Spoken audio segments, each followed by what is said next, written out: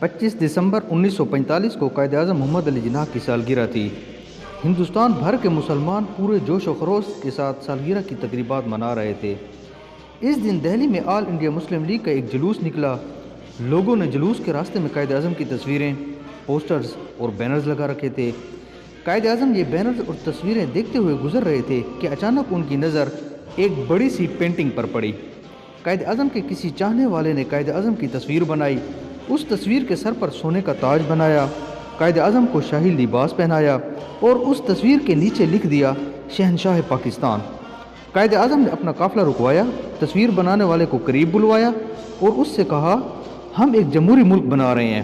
پاکستان میں کسی بادشاہ، کسی شہنشاہ اور کسی شہزادے کی کوئی گنجائش نہیں۔ پاکستان کا تاج قانون ہوگا، پاکستان کا تخت آئین ہوگا اور پاکستان کا لباس جمہوریت ہوگی۔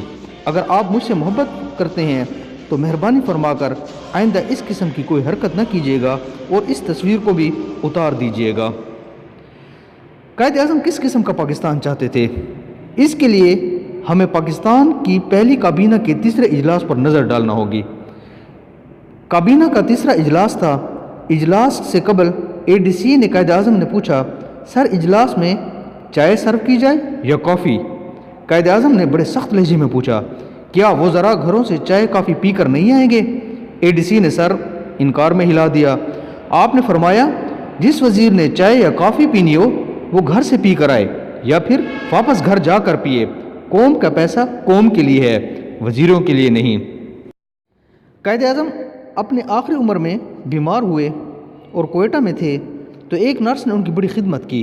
وہ اس نرس کی خدمت سے بڑے متاثر ہوئے۔ اس سے پوچھا کہ بیٹی میں تمہارے لیے کیا کر سکتا ہوں؟ نرس نے عرض کیا، سر میرا سارا خاندان پنجاب میں ہے، میں سیالکوٹ سے تعلق رکھتی ہوں اور اکیلی کوئٹہ میں نوکری کر رہی ہوں، مہربانی فرما کر میری ٹرانسفر پنجاب کرا دیجئے۔ قائد اعظم نے بڑے ہی اداس لہجے میں جواب دیا، سوری بیٹی، یہ محکمہ صحت کا کام ہے، گورنر جنرل کا نہیں۔ ہم جب قائد اعظم کی زندگی کے یہ واقعات پڑھتے ہیں اور اس کے بعد آج کے پاکستان پر نظر ڈالتے ہیں تو یہ سوچتے ہیں کہ آج کا پاکستان پسماندہ کیوں ہے۔